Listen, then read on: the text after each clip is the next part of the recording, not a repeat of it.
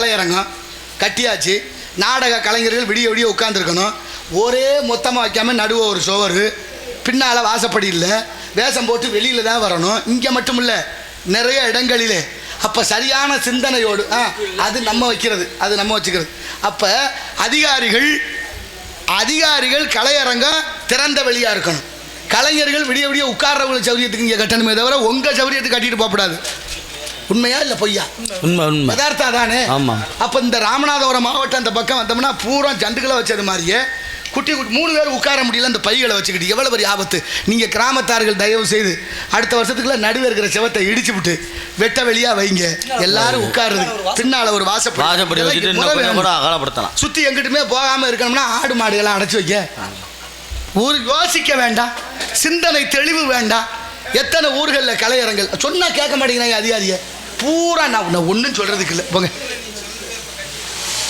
கட்டிக்கிட்டு கேட்க மாட்டாங்க. வைக்க மத்தியில் சன்னல் வைக்கிறது இல்லை. விடிய சரியான தயவு செய்து அரசாங்க அதிகாரிகள் இலவசமாக செய்கிறோங்கிறதுக்காக குறைக்காம எங்களையும் ஒரு மனித பிறவிகளாக நினைச்சு கலையரங்கத்தில் பின்பக்கம் வழி, சரியான கதவு சன்னல், எந்த பக்கம் திறக்கணும், எங்கிட்டு திறந்தா சரியா இருக்கும்னு செஞ்சு இதில் நடுவே செவர் வைக்கிற வேலையை விட்டுருங்க தயவு செய்து. இந்த உலகம் உருண்டேன்னு எங்கே படித்தோம்? பள்ளிக்கூடத்தில் படித்தோம். உலகம் உருண்டேன்னு கண்டுபிடிச்சது யாருன்னு சொல்லி கொடுத்தாங்க? கலிலியோவை சொல்லி கொடுத்தாங்க. கலிலியோ சொல்லும் முன்னே நம்மால் வள்ளுவர் சொல்லிட்டாரு, சுழன்றும் ஏற்பின்னது உலகம். சுழலுவது எது? உருண்டைதான் சுழல். அப்போ இந்த பூமி உருண்டையா இருக்குங்கிறதே வள்ளுவரே சொல்லிட்டாரு. அதுக்கப்புறம் நம்ம ஆன்மீகம் சொல்லி கொடுத்துருச்சு. பெருமாள் கோயிலெல்லாம் போய் பாருங்க, வராகமூர்த்தின்னு பன்றி அவதாரம் ஒன்று இருக்கா, அந்த முகத்தில் ஒரு உருண்டை இருக்கும். அந்த உருண்டை தான் உலக உருண்டைன்னு நம்பிக்கை வேற. நம்பிக்கை இருக்கா இல்லையாங்கிற பிரச்சனை வேற. ஆனால் சொல்லிட்டான் இல்லை, உலக உருண்டையாத்தான் இருக்குன்னு சொல்லிட்டான். நம்ம சொல்லிக் கொடுக்கலையே. என்னென்ன சொல்லிக் கொடுக்கணுமோ அதெல்லாம் சொல்லிக் கொடுக்கல. எதை சொல்லிக் கொடுக்கக்கூடாதோ அத்தனையும் சொல்லிக் கொடுத்துருக்கோம். நடந்து போகையில் தடுமாறி கல்லில் இடிச்சுக்கிடுவோம் நம்மளே. ஆமா, காலில் ரத்தம் வந்துடும். என்னப்பா தம்பி பிரபு காலில் ரத்தம் வருது? கல்லு இடிச்சு பிடிச்சுனே. கல்லா இடிச்சிச்சு, நீங்க தான் இடிச்சுக்கிட்டீங்க. ஆமா. ஆனால் எவ்வளோ பெரிய பழிய போடுறீங்க பாருங்க. நடந்து போகையில் முள்ளு மேலே காலை வச்சு முள்ளு குத்தி பிடிச்சுருவான். ஆமா, முள்ளா தேடி வந்து குத்திச்சு நம்ம தான் குத்திக்கிட்டோம். காது கேட்காதவங்களுக்கு காது கேட்கிற கருவியை பொருத்திக்கிறோம். ஏப்பா என்ன காதுல இருக்கிறது? செவிட்டு மிஷின் கேட்க மாட்டேங்குது. மிஷின் செவிடா அவன் செவிடா? அவன் தான் செவிடு. அப்புறம் எதுக்கு மிஷினை செவிடுங்கிறேன்? மாற்றி இங்கே இருக்க சிக்கல் அதுதான். எந்த குழந்தை நல்ல குழந்தை தான் மண்ணில் பிறக்கையிலே அவர் நல்லவராவது தீயவராவதும் அன்னை வளர்ப்பினிலே. யார்கிட்டயாவது போய் ஏன்டா அந்த மாதிரி பண்ணுறீங்கன்னு கேட்டு பாருங்க, யார் பண்ணலை. இன்னும் நாங்கள் மட்டும் தான் பண்ணிவிட்டோம். டேய் ஏன்டா அப்படி குடிச்சு தொலைகிற? எவன் குடிக்கல? ஏன்டா அப்படி பேசுறிய? நீங்க என்ன யோக்கியமா? இப்படியே எதிர்ப்பதமாகவே பேசி 5 வயசுல பிள்ளை சொல்றேன் எங்க அப்பா ரொம்ப தங்கமானவர், எங்க அப்பா மாதிரி உலகத்துல யாரையும் பார்க்க முடியாது. 10 வயசுல சொல்றேன் எங்க அப்பா நல்லவர் தான், இருந்தாலும் அப்பா கத்துவாரு, புத்தி சொன்னா பிடிக்கல. 15 வயசுல அம்மாட்ட போய் சொல்றேன், அம்மா உன் வீட்டுக்காரர் சொல்லி வை, தேவையில்லாம என் விஷயத்துல தலையிடுறாரு, அப்புறம் நாளைக்கு நல்லா தெரியாது மண்டே உடச்சா செய்யறாங்களா இல்லையா சொல்றாங்க. அப்புறம் 20 வயசுல அம்மா பார்த்து தலையில அடிச்சுக்கிறாங்க, எப்படிமா அந்த ஆளை கட்டிட்டு கொடுவோம். ஐயோ. அப்புறம் 30 வயசுல சொல்லுவேன், நான் எங்க அப்பாவோட பேசுறதே இல்லைங்க. ஏப்பா எது செஞ்சாலும் குத்தம்ங்கிறேன், அந்த ஆளு லூஸ் மாதிரி பேசிக்கிட்டு அப்பனை. எத்தனை வீட்டில் பேசுறாங்க, நடக்குதா இல்லையா? மண்டையில முடி வெட்டிட்டு வாங்கடான்னா கோடு போட்டு ரோடு போட்டு நாகரிகம். அதுக்கு பேரு முடி அலங்காரம் என்பது முக அழகை காட்டணும். அலங்கோலமா தர்றாங்க, கேட்டா நாகரிகம்னு ஒத்த வார்த்தை. அட அவங்க செஞ்சாலும் பரவாயில்ல, ஒரு சின்ன பிள்ளைய கூட்டிட்டு போய் அவங்க அம்மா கோடு போட்டு கூட்டிட்டு வரா. அந்த கோடு எதுக்குன்னு இந்த தாய்க்கும் தெரியாது, இந்த பிள்ளைக்கும் தெரியாது. இந்த கொடுமையை எங்கே போய் சொல்லுவேன். எப்படி இருந்த இந்த தமிழ் சமூகம் வரலாறு என்னென்ன சொல்லிக் கொடுக்குது, நமக்கு எத்தனை விஷயங்கள் இருக்கு படிக்கிறோமா? எப்படி பிள்ளையெல்லாம் வளர்க்கும் போது நீங்கள் வீட்டில் பிள்ளைகளை எழுப்புறதே ஒரு கலையாக இருந்துச்சு. என் தங்கம், என் ராஜா, என் வைர மாம்பழம், வைடூரிய மாம்பழம், எந்த நீங்கள் சீக்கிரம் பொழுது விடிஞ்சிருச்சு. பள்ளிக்கூடமே நீங்கள் இல்லைன்னா கலை இழந்து போகுமா? நீங்கள் தான் பள்ளிக்கூடத்தில் நல்ல மாணவனும் வாத்தியார் பேசுகிறாரு. நாளைக்கு நீங்கள் பரமக்குடிக்கு ஆட்சியராக வரலாம், சொல்ல முடியாது. தமிழ்நாட்டுக்கே முதலமைச்சராக கூட வந்தாலும் வரலாம். ஏன்னா யார் வேணாலும் முதலமைச்சராக வர்ற அளவுக்கு வந்திருக்கு, இதுக்கு தகுதி. அதனால நீங்கள் வரலாம் அப்படின்னு சொல்லி எழுப்பணும். ஏன் நேர்மறை சிந்தனையை விதைக்கணுமா? அதை விட்டு எழுப்பும் போதே எந்திரிக்கிறான மாதிரி எருமை மாடு மாதிரி தூங்குவேன். அது அப்பனுக்கு இப்படி தயார் தூங்குவேன். மேற்கொண்டு அப்பனுக்கு வேற வசவு பிள்ளைகளை நீங்கள் அதுதான் சீக்கிரத்தில் எழுப்பி முதல்ல நம்ம முகம் கழுவி பல்லு விளக்கிட்டு திருநீர் எடுத்து நெத்தியில் வைக்கணும். திருநீரோ அந்த திருமண்ணோ ஏதோ ஒன்று நீங்கள் வச்சா தான் புள்ள வைக்கும். உங்களை பார்த்து தானே அது நடக்கணும். நீங்கள் புத்தி நெத்தியில் விபூதி இல்லாமல் போய் போடா சாமியை கும்பிட்டு விபூதி எடுத்து நீ மட்டும் வைக்கல என்ன கேட்பானா இல்லையா? கண்டிப்பாக. அப்போ படிப்படியாக தொன்று தொட்டு அந்த பழக்க வழக்கத்தை கொண்டு வரணும்ல. இருக்கா இல்லையா? அந்த மாதிரி யாருக்கு இங்க பாரு, கையில தயிர் கடை, மோர் கடை, பருப்பு கடை சொல்லி கொடுத்தாங்கல்ல. ஆமா. அடுத்து அம்மாவுக்கு கொடு, அப்பாவுக்கு கொடு, தாத்தாவுக்கு கொடு, பாட்டியை கொடு, நம்ம வீட்டு நாக்குட்டி கொடு, பக்கத்து வீட்டு மாமாவுக்கு கொடு, எழுத்த விட்டு அத்தையை கொடு, எல்லாருக்கும் கொடுக்க சொல்லி கொடுத்த சமூகம் தானே இது. எங்க வச்சு இன்னைக்கு அதானே வள்ளுவர் சொன்னார், பகுத்துண்டு பள்ளியூர் ஓம்புதல் நூலோர் தொகுத்தவற்றுள் எல்லாம் தலை அப்படின்னு சொல்லி கொடுத்த இந்த சமூகம் இன்னைக்கு பள்ளிக்கூடத்தில் திருக்குறள் சொல்றது இல்லை. ஏன் எடுத்தாங்க? ஏன் எடுத்தாங்கன்னு யாராவது சொன்னாங்களா? ஏன் எடுத்தாங்கன்னு நீங்கள் கேட்டீங்களா? யாரும் கேட்டீங்களா? சவுடால் வெட்டி சவுடால் எதுக்கு? ஒன்றும் இல்லை, எல்லாத்தையும் தொலைச்சாச்சு. மாணவர்களுக்கு ஆசிரியர்களுக்கு இந்த ஒத்துமை சுத்தமாக விரிசல் அடைஞ்சு போச்சு. என்னையெல்லாம் பள்ளிக்கூடத்தை கொண்டு எங்கள் அப்பா விடும்போது சொன்ன வார்த்தை தெரியுமா? இன்னைக்கு ஞாபகம் இருக்கு. அதான் பசுமரத்தாணி மாதிரி பதிகிறது சின்ன பிள்ளையில. ஐயா அந்த பையன் சொல்லி பச்சு கேட்க மாட்டேங்கான், வீட்டில் தங்குறானும் இல்லை. இவனை பாருங்க, ஒழுங்கா சொல்லி கொடுங்க, சொல்லி கொடுங்க. இன்னொன்று என்ன செய்யறீங்கன்னா, பையன் கண்ணை மட்டும் விட்டுருங்க, பாய்க்கிறோம்னா உரிச்சு எடுத்துருங்க, ஒன்றும் கவலை இல்லைன்ட்டு சொல்லி விட்டாங்களா? விடலையா? கண்டிப்பா. நம்மளையே குச்சி ஒடிச்சாரு சொல்லி நம்மளே அடி வாங்கணும்ல. இந்த பக்கம் அடி, இந்த பக்கம் அடி, இங்கே அடி. நம்மளெல்லாம் அடிச்சு அடிக்கி ஆசிரியர்கள் மேலே காவல்துறையில் புகார் பண்ணியிருந்தா எந்த வாத்தியாராவது ஊருக்குள்ள நடமாட முடியுமா? முடியாது. ஒருவேளை நம்மளை அடிக்காம விட்டுருந்தா நம்ம இந்த இடத்துக்கு அது வந்திருப்போமா? படிப்பு என்பது எவ்வளவு முக்கியம் என்பதை உணர வேண்டும் இந்த சமுதாயம். உணரலையே.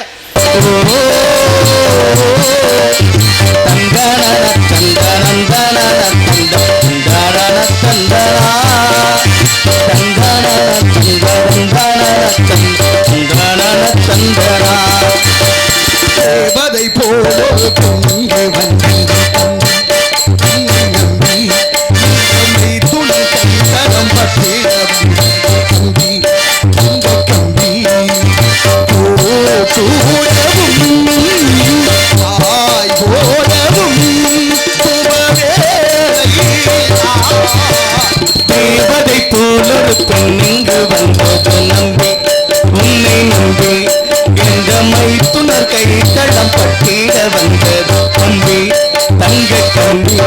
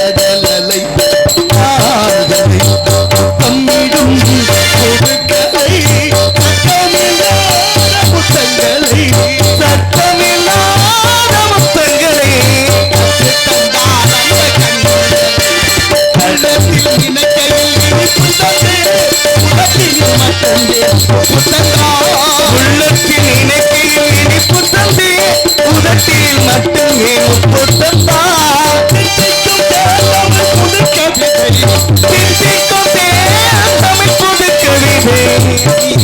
சொல்ல